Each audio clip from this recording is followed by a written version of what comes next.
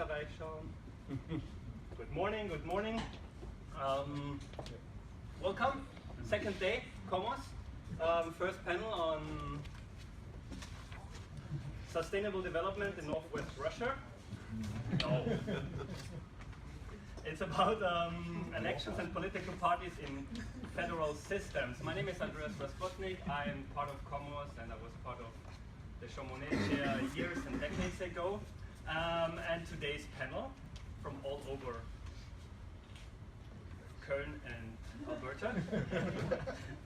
We have here Siebo. I thought you come later, but No. you can start right away. I got the boss. Yeah, you got the bus. Okay. He will talk about the Belgian party system, like what he started yesterday. I think you could start right away afterwards.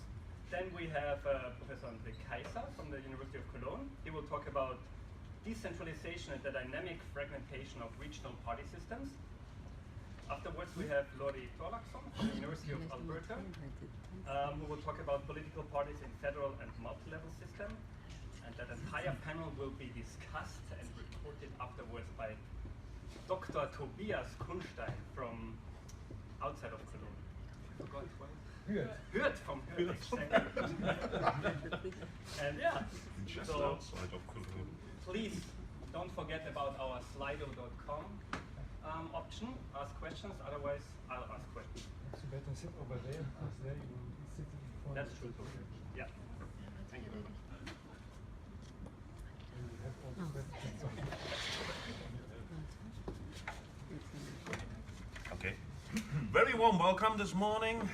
Nice to be here. Thank you for the wonderful dinner yesterday evening, the nice evening with the sun down and the Mediterranean Sea was great. And I have to talk about Belgium today.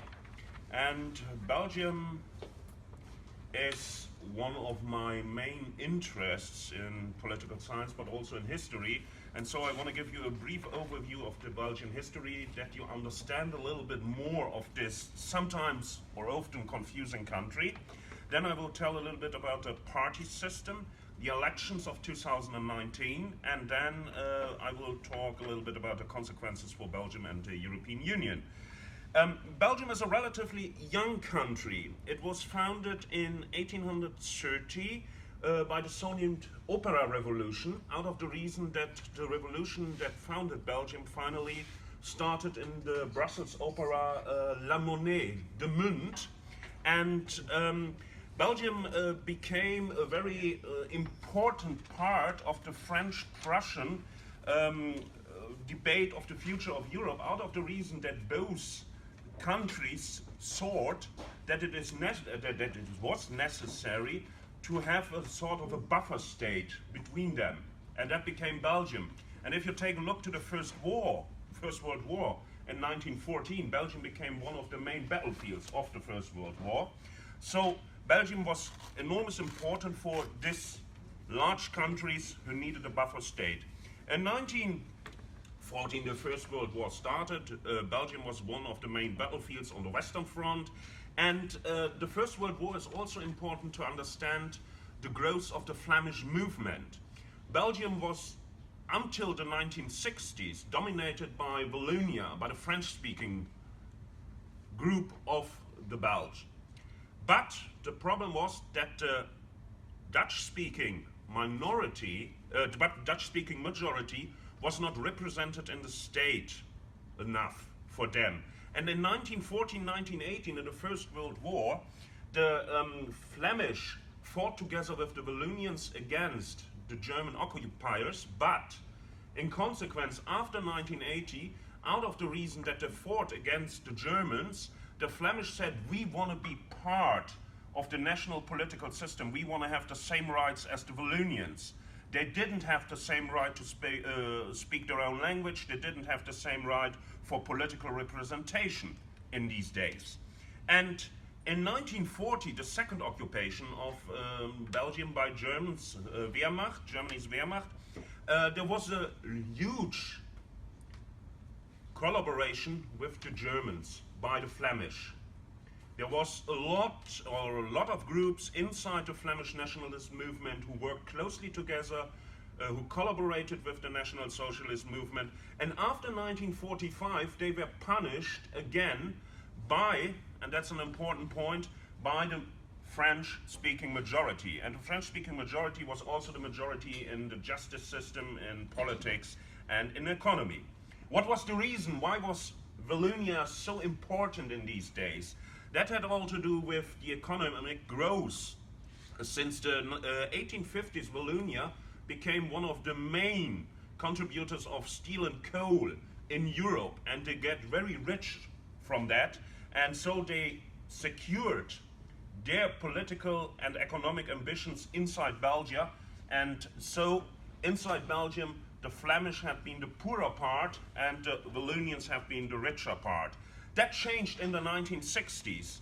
In the 1960s, Wallonia came in economic problems out of the reason that the coal and steel politic was not any longer the main factor in European industrial politics, and Flanders came up with harbors, enterprises, but also tourism, and since the 1980s, IT business. Today we have the situation that Flanders is economically far more important than Wallonia. Wallonia is in a large crisis economically. They have unemployment rates around about 15%, in some areas 20%, and in Flanders you have an unemployment rate from around about 4 to 5%. Another point, and that's quite important for the time after the Second World War, in 1963 the Belgian government decided to take the so-named language border. The language border, the language border is going very roughly along this line. You can say south of Brussels you speak French, north of Brussels you speak Dutch. In Brussels you have two languages, French and Dutch, and in the far east of Belgium, in the area of Eupen, that has been Germany until 1920, you speak German as the first language. The language border was also the start in 1963 of a decentralization process in Belgium. And the decentralization process means that we got the federal level of the Belgian state, then we got 3 regions and 3 language communities, all with their own government. So we have normally 7 governments in Belgium. We have the Belgian federal government, we have the 3 regional governments for the Wallonian region, for the Flemish region, and the Brussels region, and we have the 3 language communities, the German language community, the Dutch language community, and the French language community.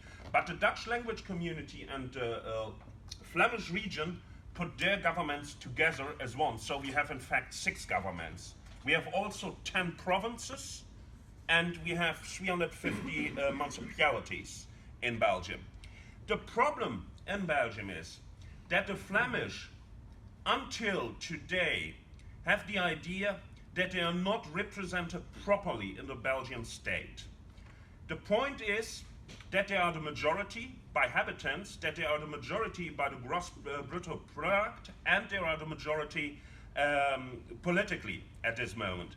But they still think that the French language is overwhelming them every day. And that meant that there is a strong Flemish nationalism until today. And a very important point in this question is that we have, since the 1970s, this decentralization. And decentralization means not only that the federal level lost competences or gave competences to the regions and the language communities, but that also the whole political system was split. We had until 1978 political parties who had different branches, a French-speaking branch and a Dutch-speaking branch. Now we have, since the 1970s, late 1970s, a Dutch-speaking party system, a French-speaking party system, and a German-speaking party system. Totally different from what we know from Switzerland, for example, where we have that all, but they have common political headquarters. That's not the part, that's not the question in Belgium. In Belgium you have totally different political systems. That also means that we have no public debate in Belgium. We have a public debate in Wallonia, we have a public debate in Brussels, and we have a public debate in the Dutch-speaking language community. We also have no common public television. Until 1983, there was some sort of public common television.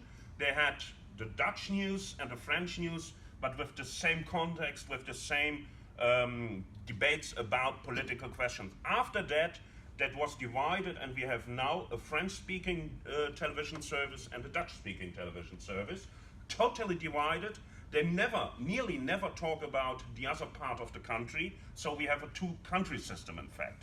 Another point is that the Belgian political system is built up on the idea that all communities have special rights. And I always mentioned that yesterday, that we have inside the Belgian constitution the so-named interest procedure. That means if a language community is forced by a law, then they can delay the law, the language community. But there's also the alarm bell procedure, and the alarm bell procedure means that every party who was forced by a law that was invented by the majority can delay the law by 6 months. Finally, the Supreme Court, the Constitutional Court, has to decide about the law, but there is a possibility for, say, 6 months to find a compromise between the language groups. That is, in a very short and a brief way, the Belgian political system and the federal system. But the most interesting point is that forming governments is very difficult in Belgium, out of the reason that an unwritten law says that you need from every side, from every language border side, one party minimal. That means you can't form a government alone by Flemish parties or alone by Wallonian parties. So they have to compromise. And that's not simple, out of the reason that they have totally different interests. The Flemish parties want to have more regionalism. They want to go into the direction of confederalism. The Wallonian parties are more interested in a stable federal state. And in 2010, we had the situation that the Belgian government needed 541 days to be formed. It was a long time, even longer than in Iraq. That was 400 days or something like that. But it was in the middle of Europe, and nearly no one mentioned it. Only at the end, then everyone said, oh, 541 days, it's a long time. But it was not in the public debate in the European public and in the European press. But we had elections last Sunday, and the problem is that the political party system was shaped up. We have, and I have to go one, we have here, you can see the results of the last elections on 26th of May. Very short, the yellows are the moderate Flemish nationalists, the N-VA, the New Flemish Alliance, in the north in Flanders. The black are the right-wing extremist Vlaams Belang.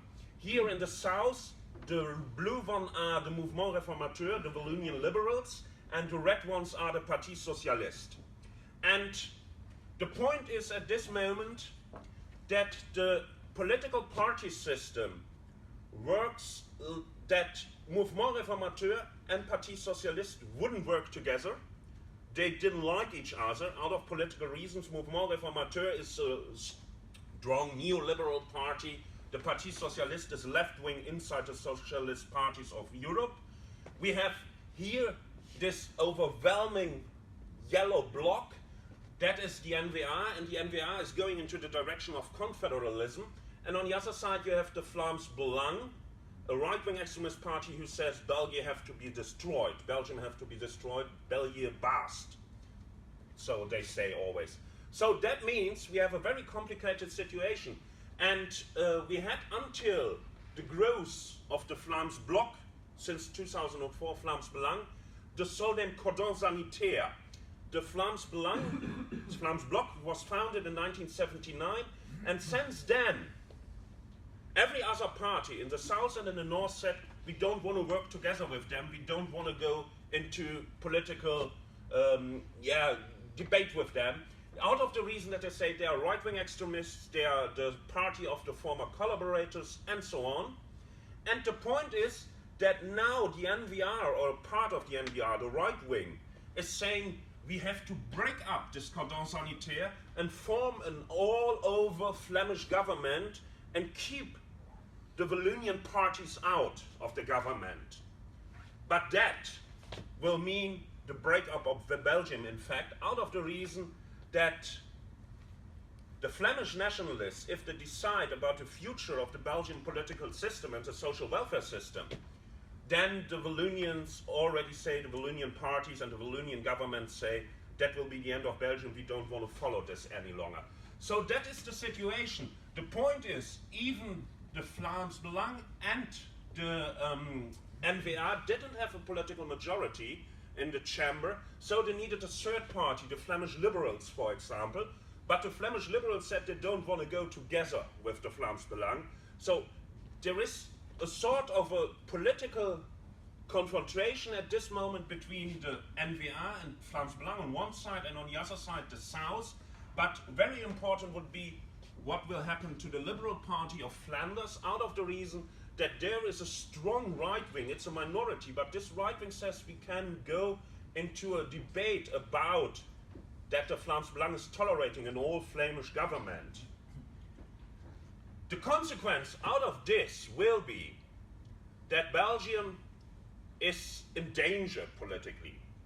If there will be an all-Flemish government tolerated by the Liberals or tolerated by Vlaams Belang, then the Wallonian parties will break away and they will say, we want to go out of Belgium and we don't see any more the possibility to work together with the Flemish counterparts. So that is a real danger. The other side is that we had the same scenario in 2010, that there was only a possibility, or nearly only a possibility, to form a government between NVR and PS. Finally, there was another decision. They made an all-over coalition between all the other parties, the Wallonian parties and the Flemish parties, without NVA and without Vlaams Belang. But that will be very, very difficult in these days, out of the reason that Mouvement Réformateur and PS, before the election, said they don't want to go together in a government. So, very critical situation. I'm a little bit pessimistic about the future of Belgium, out of the reason that you can see, if you compare it with 2015, that Vlaams Belang gained very much win in Western Flanders in first instance, in the rural parts of Flanders. And the problem is that NVA, under the success of Vlaams Belang, is going to the right. They are coming from the conservative center and they are going no far to the right, and that will be the main problem to find a government. Can the European Union learn something from Belgium? I will say normally no, but they have found over the years a sort of a compromise structure, and this compromise was the reason why Belgium still exists. And the compromise, and Professor Wessels mentioned that yesterday, is very important for the European Union. And the Belgian compromise was built up on the idea that every party and every language group will have maximal positions but minimal success. And that was the Belgian compromise system, and they can all live with that. But the point is today that this idea of compromise is not any longer followed, not by the NVA, neither by Vlaams Belang, but also in the Wallonian part. With the Mouvement Réformateur and the Parti Socialiste, we have parties who's talking effectively at the end of Belgium. And last sentence, I think that the Belgian model can be a model for countries like Bosnia, with this compromise culture, to find common ground on a minimal compromise, but it can be no example for the European Union, out of the reason that the Belgian country is deeply divided, and the divisions inside the European Union will be seen as, or as comparable with the divisions inside Belgium. And Belgium is the European Union in small. We have the Latin culture, we have the German culture, you can say, and we have the problems economically, politically, and so don't learn from Belgium in this case, but have a good Belgian beer and a good Belgian meal, and then you can enjoy it in another way. Thank you very much.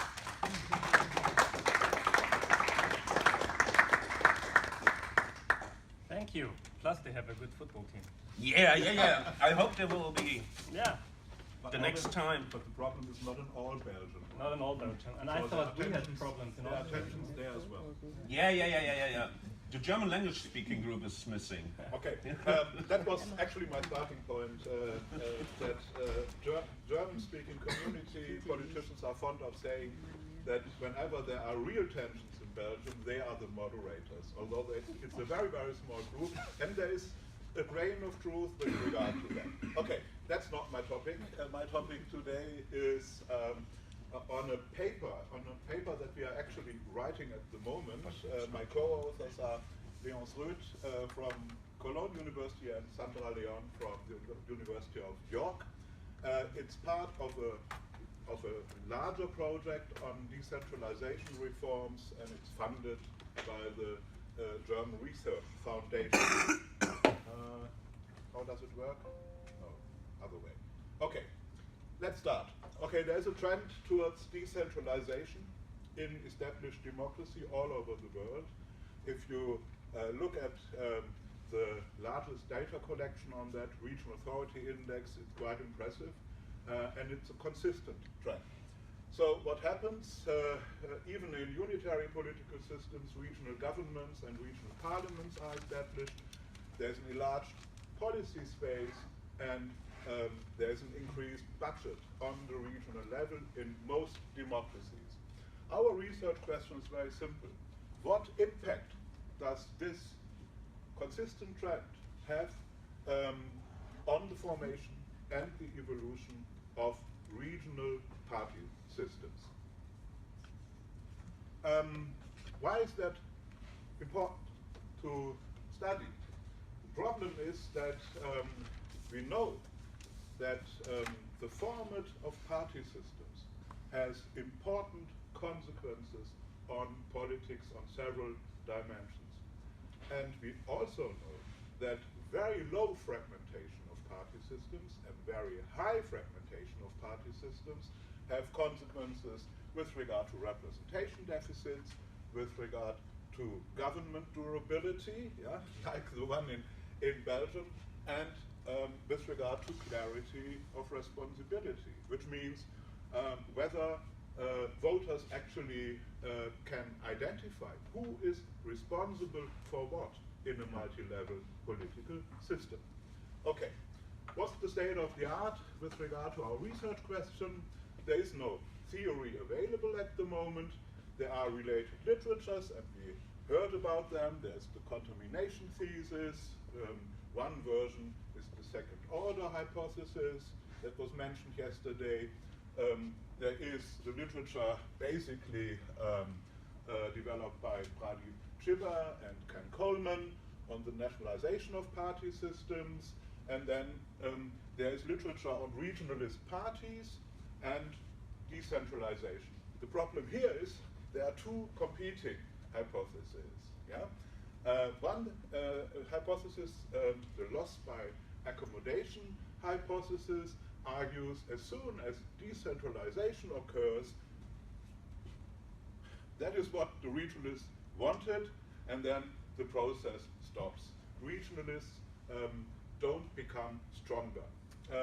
And the empowerment hypothesis argues the exact opposite. As soon as decentralization processes start, regionalists become stronger and stronger. Okay, state of the art with regard to the empirics. There is no conclusive evidence so far, which has to do with the data availability. At the moment, we have mainly case studies or small n studies. There is no large-scale data collection so far, and the studies that are there study different time periods, and there may be time effects relevant here. Okay, what we developed is, first of all, a theory, a dynamic theory. And we based this theory on a very important distinction between two kinds of regions.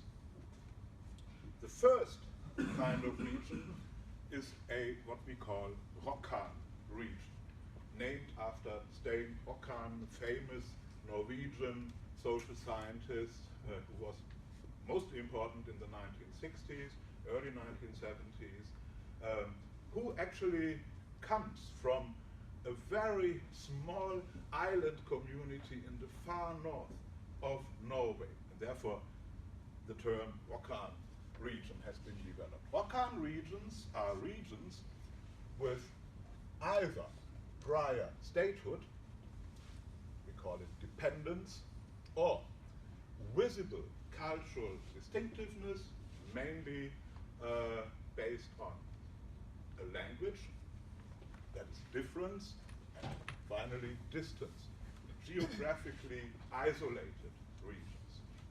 So Rokkan regions belong to one of the three. In many cases, more than one criteria is fulfilled. If there are Rokkan regions, decentralization processes are asymmetric. It's specific regions that have very good reasons to ask for additional autonomy, yeah, because they are very, very specific. And then we have non-Rokkan regions, normal regions, and if there are decentralization processes occurring there, all the regions get the same, yeah? So it's symmetric decentralization.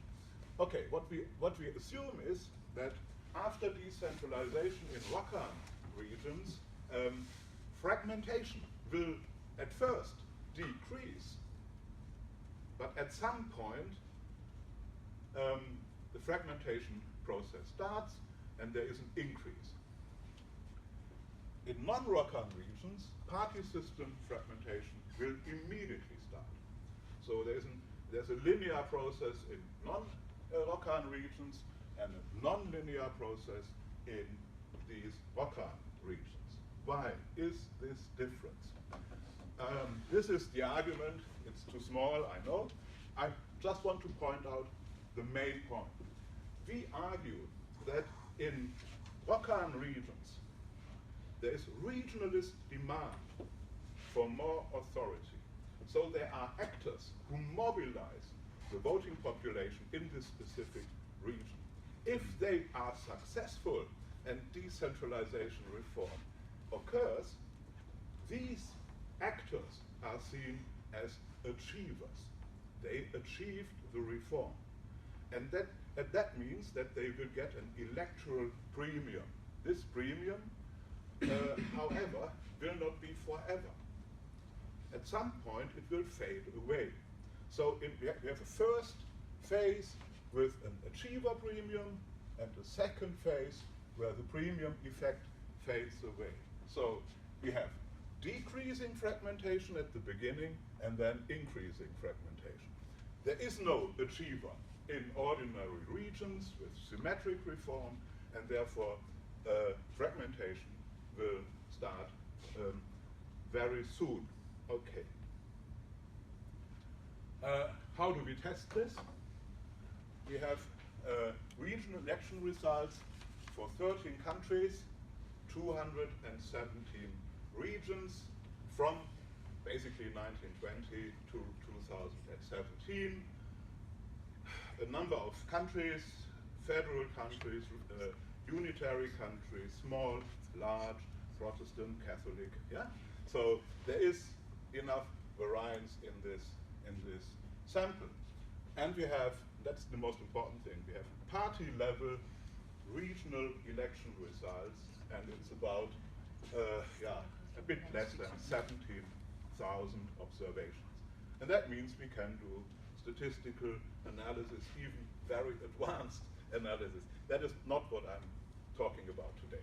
But what we are testing is the relationship between an independent variable, decentralization, which we measure as the change of self-rule based on the regional authority index, and a dependent variable, that is the fragmentation of the party system, and we measure this by the effective number of parties.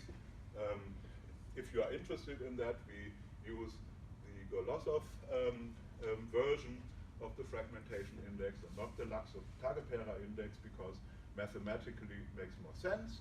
Okay, and then we can talk about this if you're really interested, a large number of controls, okay? What do we find? Now we have an empirical analysis on 3 levels. We start with the party level. First of all, we need to show that our assumption that there is an achiever in Rokan regions who gets an electoral premium is actually true.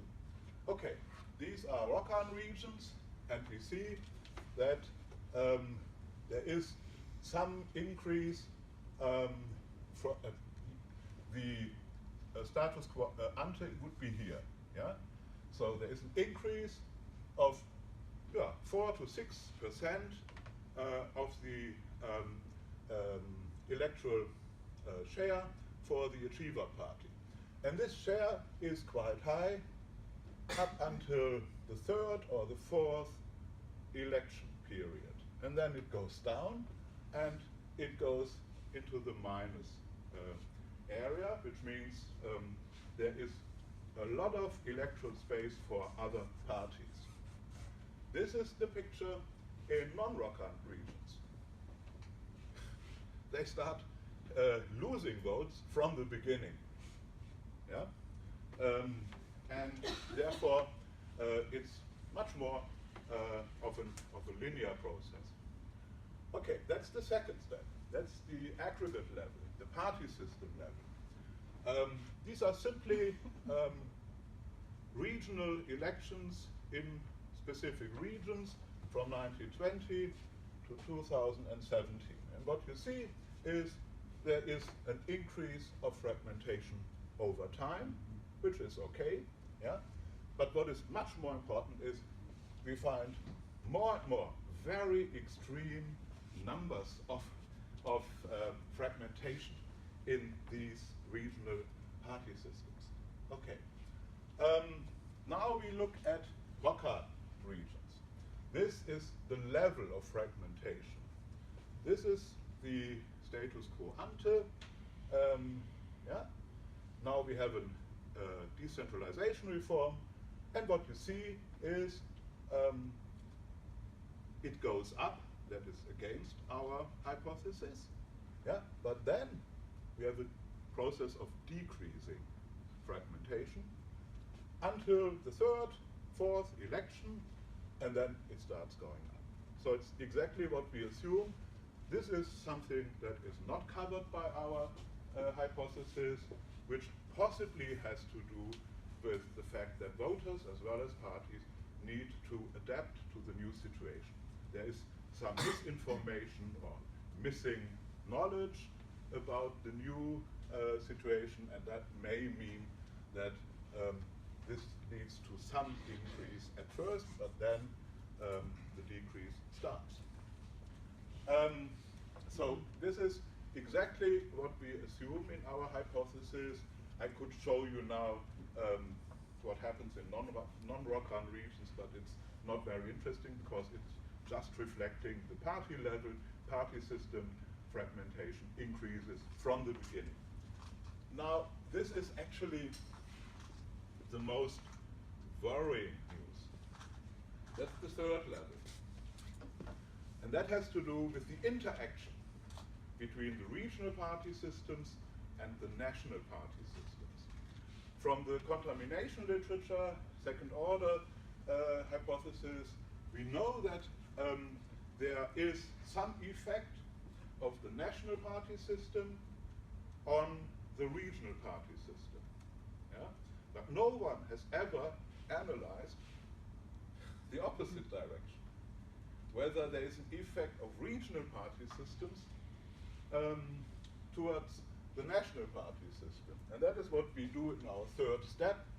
In ROCAN regions, in the short run, yes, statewide party system fragmentation affects regional party systems, like in this original contamination hypothesis. But in the long run, and that is really worrying, we find the reverse effect. Increasing fragmentation on the regional level leads to increasing fragmentation on the statewide level. Okay? For non-ROCAN regions, we don't see this effect of the statewide level to the regional level, but there is, from the beginning, an effect of the regional party system fragmentation towards the statewide party system. This is something which is only indirectly relevant for European integration, but there are at least two implications. One is, it might be that the mechanism that we find, that there is an achiever who gets a premium for some time, and then the opposite process starts, might also be the case with regard to authority transfers from the national level to the supranational level. We can't test this in this way because the number of observations is very small. Yeah, okay. And secondly, if it is the case that fragmentation processes are systematically affected with regard to territorial politics, the way powers and competences are allocated, then the European Union needs to face a future of increasingly fragmented party systems. Thank you.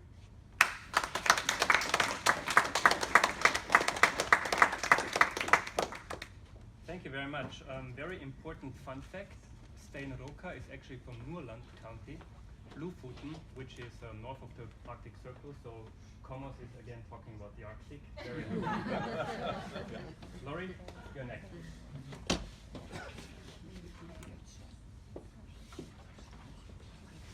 Good morning, everyone, and thank you to Johannes and to Alina for the invitation.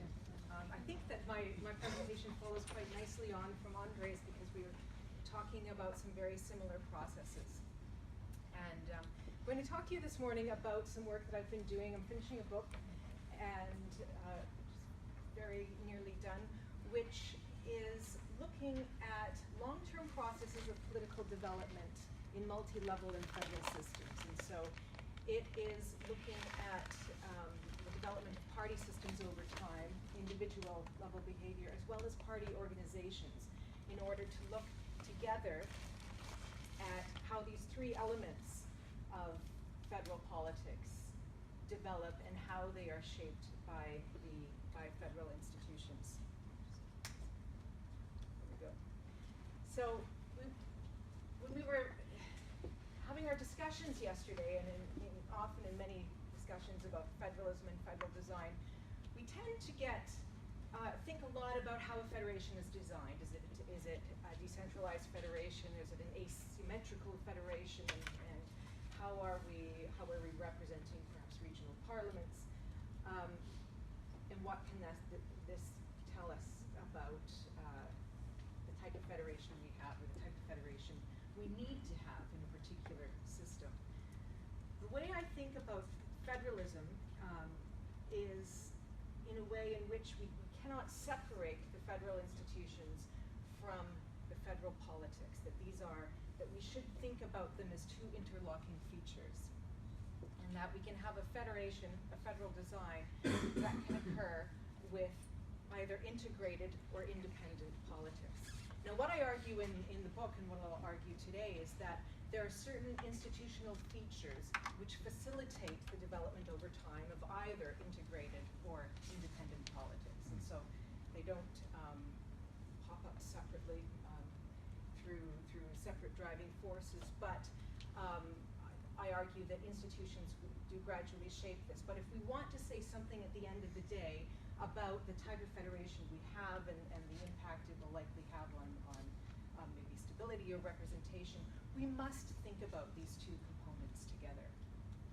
And so when I talk about integrated politics, what I mean is a politics in which integration can occur on three different levels. So at the party level, a federation with integrated politics is one where we have parties as organizations that operate at more than one level of competition, and which maintain linkages.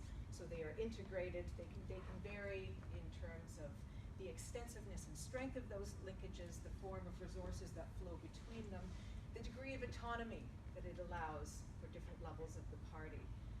We can think of it also on an attitudinal level in terms of the extent to which the parties at the different levels regard themselves as belonging to the same party, the extent to which they regard themselves as sharing the same goals. And that little bit, I think, it's theoretically quite important, because it's that piece we find at the center of theories of why integrated parties matter. Because this idea, this acceptance of a belief in shared goals is what then motivates parties to accept situations or policy conditions which might be suboptimal to them in the short run, because in the longer run these shared goals are seen to deliver greater value and strength in the longer run. At the party system level, we can think of integrated politics in terms of the linkages that party systems provide for us. So André's talked about fragmentation in party systems at the regional level and the federal level. And so when we think of integrated politics at the system level, this type of similarity of party system is a component of that. And so whether we have structural similarity of parties both across the units of a federation as well as between the regional and the federal level. And why does that matter? Well, if you have structurally similar party systems, then for both parties and voters looking at those two levels, they are seeing competitive arenas which are quite similar, and so which are likely to shape choices or considerations that are similar. If you have structurally dissimilar party systems, then that can undermine the other mechanisms of political linkage. One of the most basic mechanisms of political linkage, which we find at the center of many theories of voting behavior, such as barometer voting, is partisanship. So our partisanship, which we widely regard it, we widely assume it to be consistent, to be shared. If you are a voter, you are, even if you look at national election surveys, in most countries except for Canada, we only measure partisanship usually at one level. We don't measure partisanship at multiple levels of government. We assume it's the same, but not always the case. And if you have a structurally dissimilar party system, that will undermine the possibility of sustained, consistent partisanship across levels over time. And then finally, at the individual level, political linkage can occur through the choices that voters make. And so there's been lots of research, and André, your colleague Sandra, I know, has done a lot of work on barometer voting. So situation, and since we're scholars of the EU here, we're well aware of second-order voting, the situation where a voter will approach the ballot box and cast a vote thinking about a party at another level. And so they go to European parliamentary elections, decide, I want to punish my national government, and cast their vote. And so that's a cognitive linkage between levels in the minds of voters. So why does this matter, and is one good and one bad? Well, not necessarily. I think it depends upon the pathologies that you're really worried about in a political system.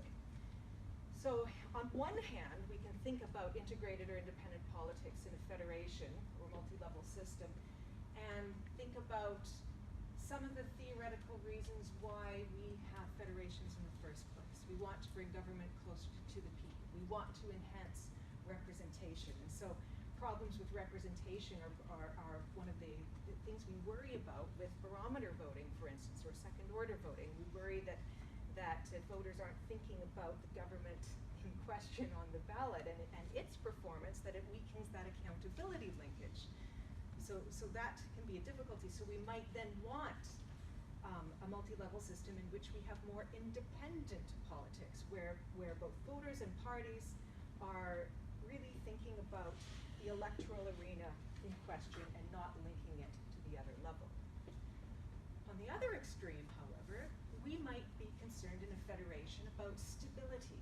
We might have a federation that was created to hold units together, and so we don't want them to blast apart. We need some glue, and that glue can be political parties, which share goals across levels, which then produce voters which hold consistent partisanship to the same party across levels. And so whether it's good or bad, I think is a matter for judging in the context.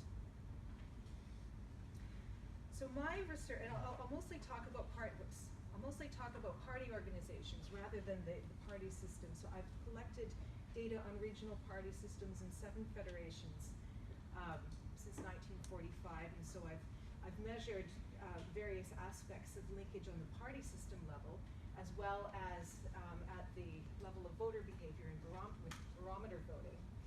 I've also gone and I've collected data from regional party organizations. So I have a survey of over 300 regional party leaders who have told me about, I've asked them about the nature of the linkages that their regional party organization holds with the party at the federal level. So questions about the strength of those linkages, the extensiveness, the amount of autonomy their party has, as well as questions about whether or not the extent to which they informally cooperate, how much policy distance they perceive there to be between their party and the federal level, and whether or not they think of themselves as the same party with shared goals. And very generally, in the group of federations that I look at in my research, which includes Canada, the United States, Australia, Spain, Austria, Switzerland, and Germany, we've got the group Germany, Spain, and Austria, which emerge with the highest scores in terms of integrated party organizations. We find that they tend to have quite strong linkages with resources and services that flow downwards to the regional parties, frequent party cooperation, and they report that they have a high sense of shared goals. They don't have, they don't report strong ideological differences between federal and regional parties. I mean, there are some exceptions, and digging in some interviews in Spain, some of the conflicts that emerge especially come up around resource allocation issues such as water. But overall, these countries still emerge as models of strongest integration. For the independent parties, those parties with the weakest linkage, Canada and the US, as well as 2 cases which are borderline, but I've put them in the independent category, and that's Switzerland and Australia. So we have weaker linkages, a lower sense of shared goals, and a higher ideological distance.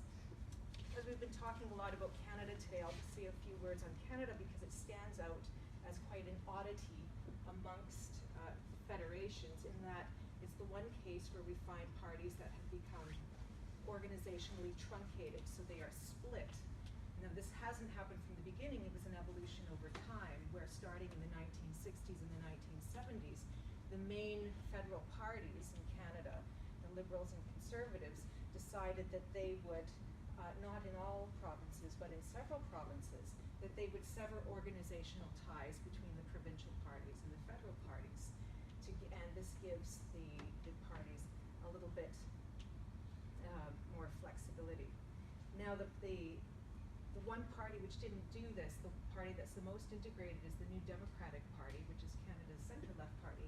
Now, interestingly, there are 2 things that explain this, and so number 1 is party family. If we looked at the data across all of these countries, we'd see that social democratic parties tend to have the strongest integrative ties of all party families. But the second factor in Canada that explains this is the lack of experience in government of these parties. Because it's when these parties get into government, they make unpopular policy decisions that it generates these strains. And so now we can see, so recently we've had an NDP government in Alberta, which got into what potentially could have been a catastrophic policy disagreement with the federal NDP party over pipelines. The federal party ended up choosing a leader who was pro-pipeline, but this probably, I think, could have led to a path-breaking split for the Alberta NDP. So it's quite a tension. Now, unlike André's research, with my explanatory variables in terms of federal institutions don't focus principally on decentralization. So decentralization is a big part of it. I don't use the RAI index to measure decentralization for the reason that I'm restricting my analysis to the set of federal cases, and the RAI is not very good for distinguishing amongst federal cases. It's very good for showing us how unitary and federal states differ. But I'm looking at fiscal decentralization and autonomy across federations. But I'm also looking at two other aspects of the way that power is allocated. So one is the extent to which federal constitutions create legislative autonomy at the subnational level. And the second is the extent to which they create administrative interdependence. And that distinction draws on some work that I did with Nicole Belayer to kind of tease out the dimensions of decentralization. And so what we found with that, is that, so in the multivariate analysis, so looking at these results from the party survey, I found that one clear predictor that emerged was that subnational legislative autonomy, which, in other words, it's the extent to which the Constitution allocates exclusive jurisdiction for the regional level. That was a strong predictor of the extent of shared goals. And so whether or not a party was likely to say, yes, we see ourselves as the same party as the federal level and we share goals and common interests. The more subnational party autonomy the Constitution provided, the less likely parties were to say that. And so it was in those federations where we had a constitutional allocation which mixed competence, and so we had a lot of shared powers, and also in which we had administrative interdependence, where we saw this strong party integration. Now, I ran into the same problem that André and his team are encountering, and that is you're working with federations, you may have a big data set of 300 parties or thousands of electoral data points, but you also have strong country effects. So at the end of the day, you might only have 7 cases. And so a fixed effects model is not going to be so helpful there. So what I've also done is coupled that analysis with a configurational analysis, because we are dealing with causal complexity, cases where context clearly is very important. And intuitively, I thought that this is a situation where the combination of different forms of institutional attributes seems to be quite important. And so I conducted fuzzy set qualitative comparative analysis on all of the aspects of linkage I've been talking about. I'll only tell you, I'll focus here only on the pathways to party integration.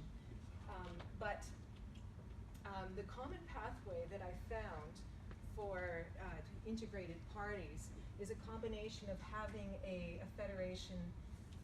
I don't call it fiscally centralized, I'm calling it not fiscally decentralized, because that means that it also includes moderately centralized or decentralized cases. And so as long as we don't have a high degree of fiscal autonomy and decentralization, we also have administrative interdependence, and we have a party-centered electoral system. So for me, that included, so party-centered would include having a party list system, not having either plurality system, or in the United States, one which is even more extreme and couples that with a primary system. And if we look at the one borderline case, which nearly fits into this group of the integrated parties, and that's Australia, The one aspect that it differs is in its degree, or that it shares, it's its degree of fiscal centralization. And so that's suggestive that that fiscal decentralization might be particularly powerful in this. And so what does this tell us overall? In the theory that I develop in the book is one of a multi-step causal process where political integration in terms of party organizational integration serves as a facilitating step that supports other forms of linked political behavior, such as barometer voting, as well as certain non-structural aspects of party system similarity. Institutions clearly matter. They're exerting a long-term shaping effect. If we look, and these are important enough that they can overcome initial differences in heterogeneity. So if we compare Canada and Switzerland, we can see differing trajectories that are quite striking. And so Switzerland, starting out as a very heterogeneous society, starts out with quite high party system and congruence and very independent parties, yet that is steadily over time moving towards a much more integrated system. We see the opposite with Canada. And if I were to draw one maybe lesson for the European Union, I think that this relates to one of the proposals that we heard at the beginning of the meetings yesterday, and that is the suggestion to develop a common list system for European parliamentary elections. If your goal is to try to support the development of integrated politics, my research from these federations suggests that that would be a powerful institutional tool for doing so. Thank you.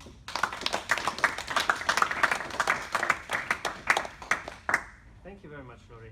And now Tobias has 6 to 7 minutes to discuss the three presentations and give some of his thoughts.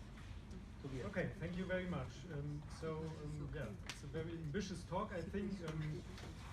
It's very interesting how you can find on a common headline, which is democratic challenges in federal systems, how many different approaches and different topics you can find. So we have heard 3 papers. The first one was, from my perspective, a case study, a historical analysis of the Belgian case.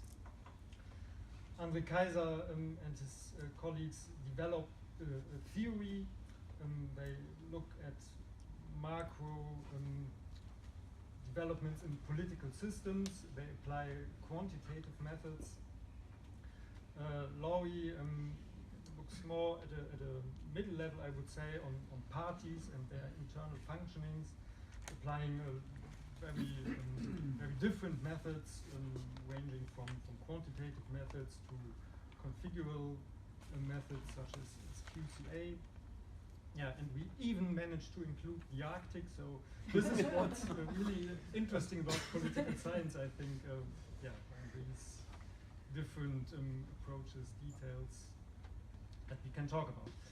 Okay, so yeah, maybe I can raise a few starting points for the discussion. So what would be very interesting to me is Siebo's take on, would you see the hypothesis of André Kaiser at work in Belgium? So is decentralization fueling party system fragmentation? Would you confirm this development when you look at the Belgian case?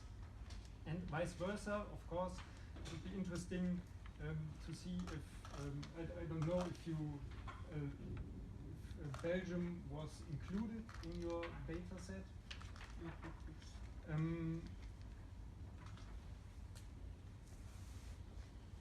Would your broad conclusions fit the Belgian case? For me, it would be very interesting to know, can you give us a few examples of Wacken regions? So are all Belgian regions Wacken regions? Is maybe Bavaria a Wacken region? Okay, and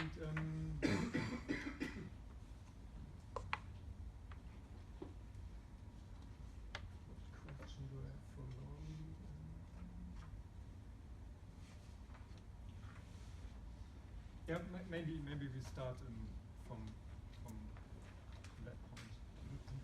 Thank you, Toby. So maybe we start with Siebo?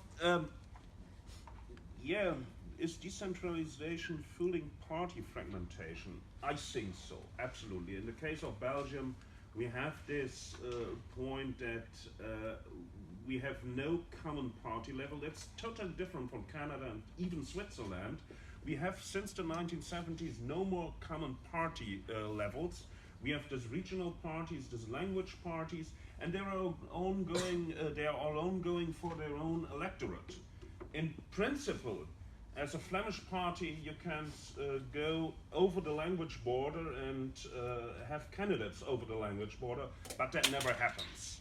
So we have a highly fragmented party system without, or nearly without, any reason to work together, out of the point that the regional parties, the Wallonian parties and the Flemish parties are only going for their own electorate.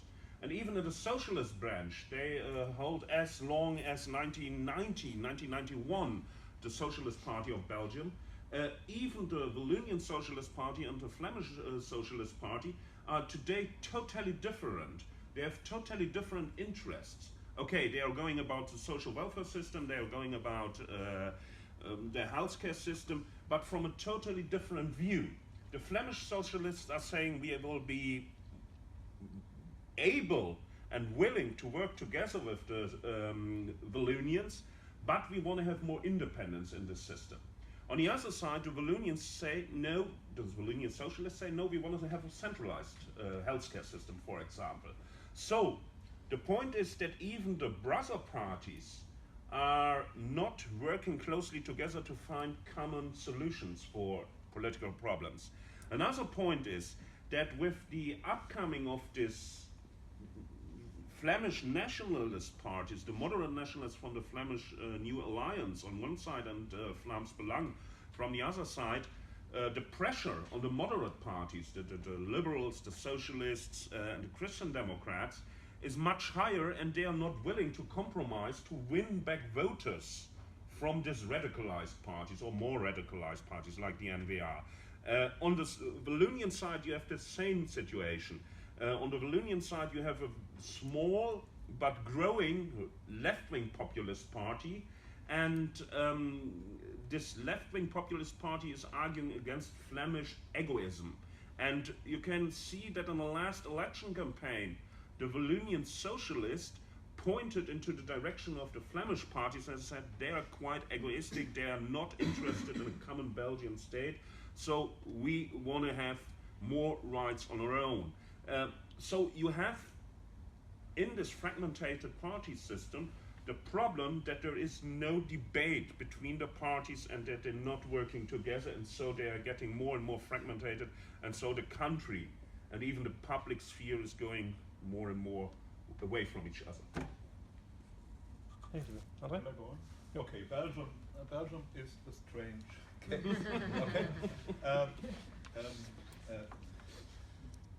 We have a development where nobody actually wanted to establish a federal political system. Yeah? It all started with the language border in 1962, and then we have had a number of state reforms. We are actually discussing the next state reform. I'm advising the German-speaking community who dreams of becoming a region. They now call themselves East Belgium. Yeah, that is what they want to achieve in the next state reform. So it's a dynamic process, and different from all other cases. There is no national party system anymore. It's no longer there. It's not there. There are no national parties. And with regard to our concepts, are there asymmetric reforms? No. I mean, each region has been reformed. So in the end, you have a sort of symmetry. Yeah? You could argue that all of them are in some way Rokan regions. Yeah, but does it make sense to have a whole country consisting of Rokan regions? So the only way to deal with these peculiarities in a large-scale project is to test in both ways. Yeah, let's assume it's a Rokan situation. Let's assume it's a non-Rokan situation. Let's have a country dummy. Yeah, that's the only way you can deal with this. Okay, then you wanted. Okay, Bavaria is all sorts of things, but not a Rokan region. Yeah? A Rokan region has prior statehood. Okay, that's certainly not the case for what we now call Bavaria, right? Or it has sort of cultural identity based usually on an own language. Okay, it's sometimes difficult to understand what Bavarians say, but it's not a different language. And then finally, geographical isolation. No, not really. Yeah. So it's not. We are talking about cases like South Tyrol and the South Tyrolean People's Party as the achiever with an electoral premium. And this is a very interesting case. I haven't mentioned that you can enlarge the time period in which you receive an electoral premium by having intermediate reforms after a few years. And if you look at the South Tyrolean People's Party, that is exactly their strategy. After a few years, they come up with new ideas. There is a negotiation, and there is another decentralization reform. And they are again the achievers. Yeah? The whole system has now worked for quite a few decades. Yeah? But it seems to be that that the success story is coming to an end because all sorts of right-wing populist parties inside South Tyrol are becoming popular. And let's see how they will deal with this. Other cases are Scotland. As we know, Scotland was an independent state until the Act of Union. And we are talking here about not decades, yeah, but centuries of own statehood. Language is not really relevant in Scotland, although for foreigners it's difficult to identify as English what they speak.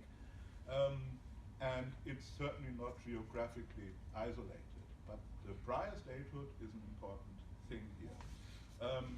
In Spain, we find Rokan regions, yeah, which have had an influence on the way the autonomous communities received competences, yeah? The so-called historical nations, yeah. So these are cases of Rokan regions. Thank you. On Belgium, and I don't include Belgium as one of my cases, and one reason was that it was completely impossible to design the survey in a way that could also accommodate Belgian parties and actually work. But one indicator of linkage that I also use at the system level is territorial concentration. Yes. So what we'd also call party system nationalization, what Karamani measures, what Schibber and Coleman measure. And what I found with that is that was one of two measures of structural linkage or congruence that is strongly predicted by heterogeneity. So that's one of the measures where your underlying social structure does really have a firm hold on its path. It's less malleable than the other forms of integration. All right, shall we take one of those questions? Yes. If there's a natural deadline for federations, do these findings mean that for federations the strategy would be to decentralize as little as possible?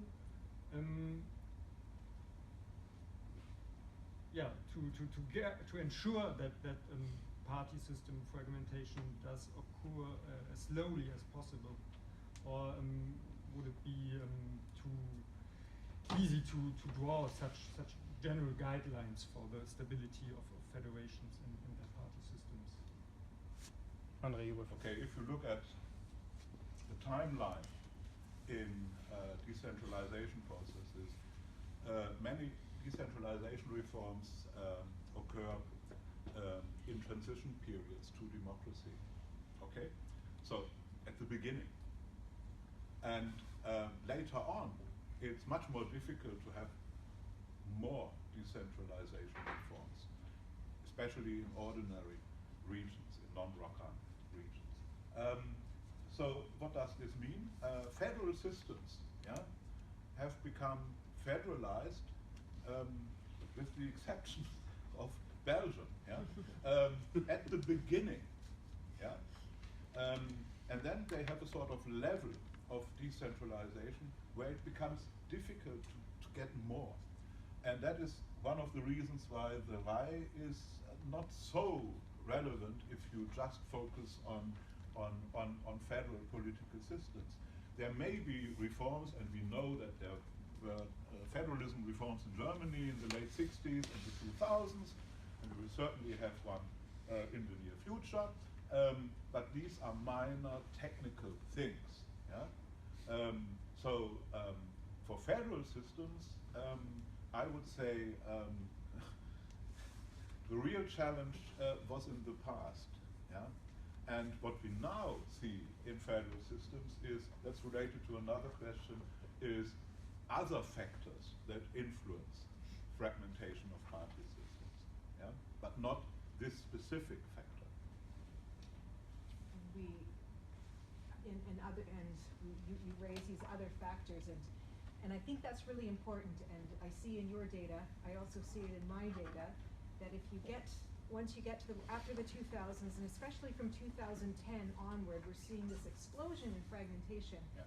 I don't think it has anything at all to do with decentralization. This is simply a period of party births, deaths, splits, and mergers. We have party organizational weakness, full stop. We have fluidity. And I think then the important analytical task is to be able to separate that and to interpret what we're seeing as a product of either a new type of politics, and also to try to understand to what extent the response to that is driven by the pressures for integration or independence that we might be seeing in the system. Siebo? In the case of Belgium, the decentralization itself was not the problem. The problem, in my opinion, is the language border. The language border divided the country. The decentralization was in some part necessary, out of the reason that the Flemish didn't have the same rights than the Wallonians, that they didn't have the same possibilities to go to the courts until the 1950s, that they didn't have the same possibilities to get elected politically, and so on and so on.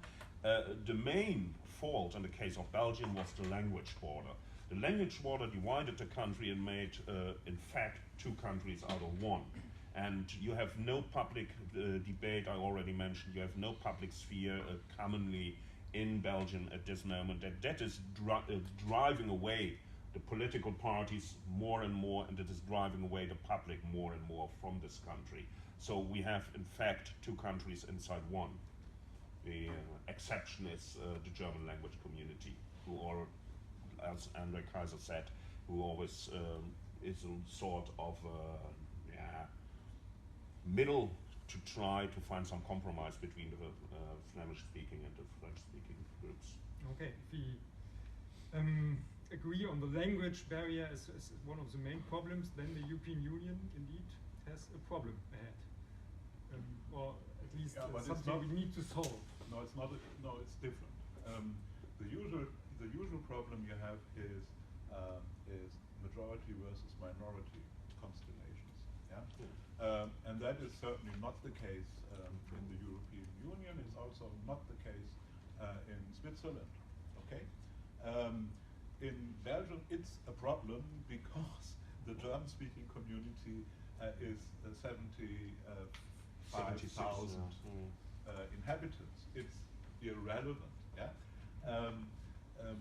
So all sorts of institutional arrangements that try to get to grips with heterogeneity are rather easily established in multi-constellations. They are very difficult to establish in majority-minority constellations, and therefore I would say the EU is, that's not comparable. It's comparable. Everything is comparable, but it's much less dramatic, the situation. All right, thank you. I wonder if I could ask Siebo a question. What about the importance of Brussels as a region where we are forced to live with each other as fellow strangers, increasingly speaking a third language, which is English, partly because of the quantity and quality of the international residence in Brussels, which is now a very large proportion of the Brussels residents. Could you also say something about the function of the monarchy? Okay, monarchy. I tried. First, Brussels is two-languaged with French and Dutch, but in fact, more than 90% of the Brussels inhabitants are now speaking French. Yeah, that's a very important point, out of the reason that the Dutch-speaking group inside Brussels has still 50% of the parliamentarians inside the Brussels Parliament and inside the Brussels regional government, but they are only around about 10% of the native speakers in Brussels. So the monarchy was very important in the 1970s and 1980s to hold together the country. There was a famous speech that said the Belgians are united by three different things: the king, the soccer team, and the beer.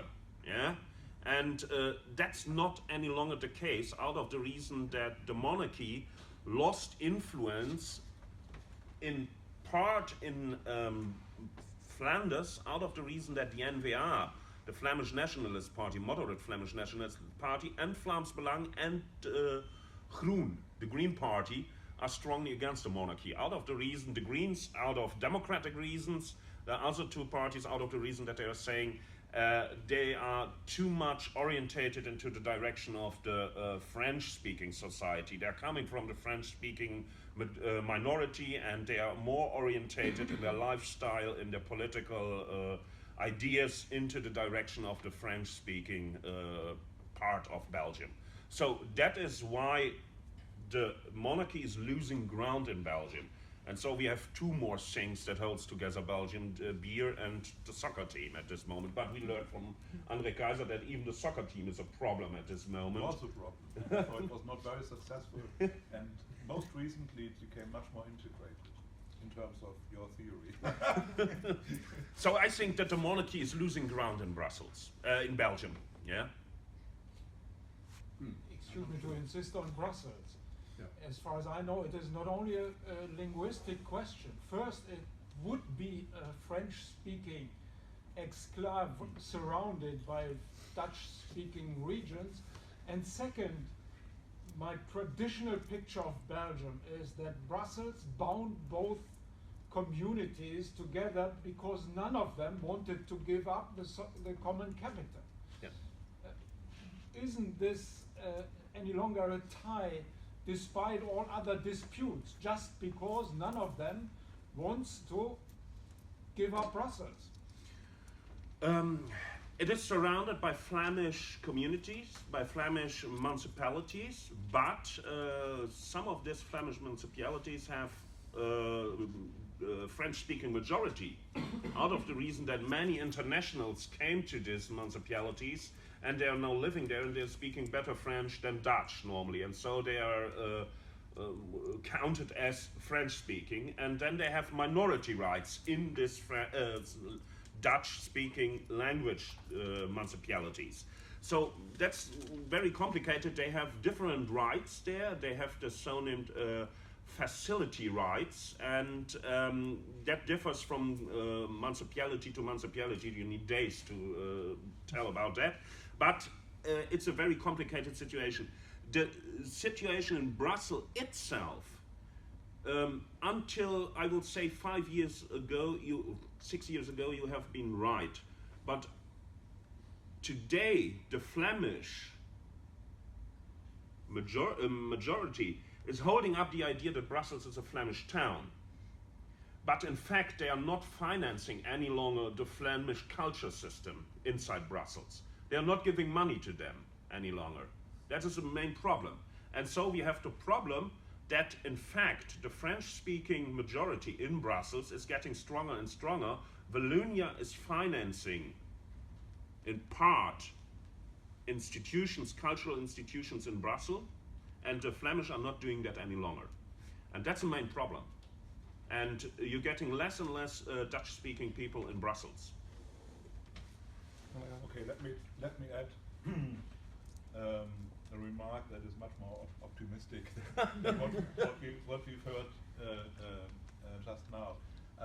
Yesterday, Cesar mentioned the Moreno question. Okay, people are asked on a regular basis with which level of politics they actually identify, what their identity, their political identity is. And of course also surveys have been done in Belgium. And I would say the main message is that all these aspects that have been mentioned just a few minutes ago are not very salient for Belgians. Most Belgians have a multiple identity. Yeah? The problem is a bit more difficult in Flanders than in Wallonia, but even in Flanders you have a majority of people who say, I'm Belgian and Flemish. Okay? So that brings us to, I think, to the important point how Belgian politics functions. It comes out of a history of consociationalism, where you have, again, groups, but not territorially defined groups, that need to be mobilized all the time by their elite, because that's the legitimacy for the elite. Yeah?